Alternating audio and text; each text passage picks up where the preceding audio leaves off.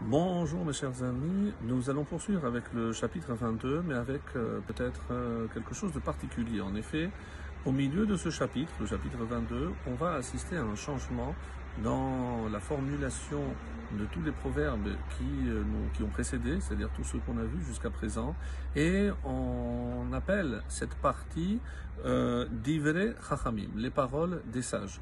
Alors, d'après certains commentaires, donc ces paroles ont été recueillies par le roi Salomon, mais ce ne serait pas lui forcément l'auteur de ces aphorismes, de ces adages, et d'après certaines études, on dit que c'est comme ça que c'est rapporté dans l'introduction qui est donnée dans le livre d'Ahat Mikra. Ve'efshar shechachamim elehem hachachamim akadmonim alehem amar. Et peut-être que ces sages dont il est question ici, c'est ceux sur qui on a dit Vayerkam, c'est dans Melachim Alev, le chapitre 5, le verset 11, on dit que Vayerkam Shlomo Mikol Adam, et Shlomo est devenu plus sage que tout homme, que tout autre homme, et on nous donne ici des noms, Etana Ezrahi, Heman, Chalkol, Vedarda, Benemachol. Donc des noms de sages qui l'ont précédé, et on dit que sa sagesse les a dépassés. Peut-être que, comme le suggère ici le commentaire, donc les aphorismes qui vont suivre sont imputés donc à ces personnes qu'on ne connaît pas par ailleurs, et vous allez voir donc que ça s'inscrit, on va dire, dans un autre registre, comme si le roi Salomon avait voulu compiler tout ce qui avait été écrit sur la sagesse, et c'est pour ça que la majorité disent que ce chapitre 22, à partir du verset 17 que l'on va voir aujourd'hui, jusqu'au chapitre 24 au verset 34 justement, eh ben c'est une série d'aphorismes de ce qu'on appelle Divrei Chachamim, des paroles de différents sages. Alors on commence tout de suite avec, et vous allez voir donc le style a changé, le verset 17 nous dit Hatoznecha ushma Divrei Chachamim.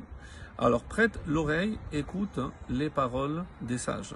Velibecha tashit ledati, et applique ton cœur ledati à ma connaissance. Alors Rashi par exemple nous dit de quoi il s'agit, l'ilmot Torah mina chacham. Donc c'est d'apprendre la Torah d'un chacham. Lorsqu'on dit tends l'oreille et écoute les livrets, les paroles des sages, c'est évidemment concernant essentiellement la Torah. Et attention, ve'im rabecha rasha lot ilmod mima asav. Et c'est assez étonnant, un commentaire vraiment qui pourrait faire couler beaucoup d'encre. Mais si ce rave de qui tu apprends, eh ben, Racha, et tu le vois qu'il a des comportements contraires à ce que l'éthique, ce que la Torah recommande, l'otilmod mima asav n'apprend pas de ses actes.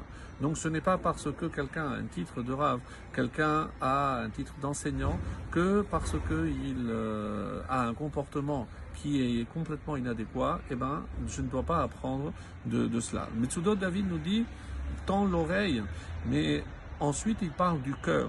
Ne tends pas que l'oreille, mais aussi le cœur. Le cœur pour comprendre et faire en sorte que ça soit ancré en toi. Pourquoi ? Pour que tu t'en souviennes toujours. Donc ce n'est pas un exercice intellectuel, la Torah, quelque chose pour élargir ses connaissances, mais bien au contraire. C'est quelque chose qui doit pénétrer dans le cœur de manière à ce que, justement, lorsque cet enseignement aura pénétré mon cœur, ma personne, eh ben, cet enseignement va changer mon comportement. Le verset 18, Yutchet, Ki na'im ki tishmerem bebitnecha. Car tu auras plaisir, ce sera bon pour toi de les garder bevitnecha, dans tes entrailles. Et ça va très bien avec ce qu'on disait, c'est pas simplement dans l'intellect, dans ton cerveau, mais dans tes entrailles, c'est-à-dire dans ta nature profonde. Il faut que les paroles de Torah réussissent à te pénétrer de manière à te changer, à changer ta nature en bien. Yikonu yachdav al sefatecha, et à les avoir prêtes, donc ces paroles de sagesse, les avoir prêtes tout ensemble, yachdav al sefatecha, sur tes lèvres. Alors, il est bon que tu t'en souviennes pour que tu les gardes en toi. N'oublions pas que tant qu'un enseignement, il ne m'a pas pénétré, eh ben, je ne vais pas m'en souvenir. C'est comme tout ce qu'on a appris dans la jeunesse qui n'était peut-être pas important, sauf pour des examens. On se rend compte que on les a appris pour les besoins du moment, mais ensuite, ça tombe dans les oubliettes. La Torah ne doit pas s'assimiler à cela. Elle doit justement nous pénétrer de manière non seulement à ne pas oublier, mais comme je l'ai dit, à faire partie de notre nature. Et comme on avait déjà vu hier le commentaire de Rabbi Nachmiach Yosef, les paroles de Torah sont belles quand elles sortent de manière fluide. Pourquoi? Parce que, justement, si elles ont intégré ma personne et ma personnalité, lorsque je vais les communiquer, lorsque je vais les transmettre, ça sort de manière fluide. C'est-à-dire, je sens que ce que je dis, je le dis de mon cœur et non pas de ma tête. Et c'est ce que les Chachamim nous disent pour conclure. Les paroles qui sortent du cœur pénètrent dans le cœur.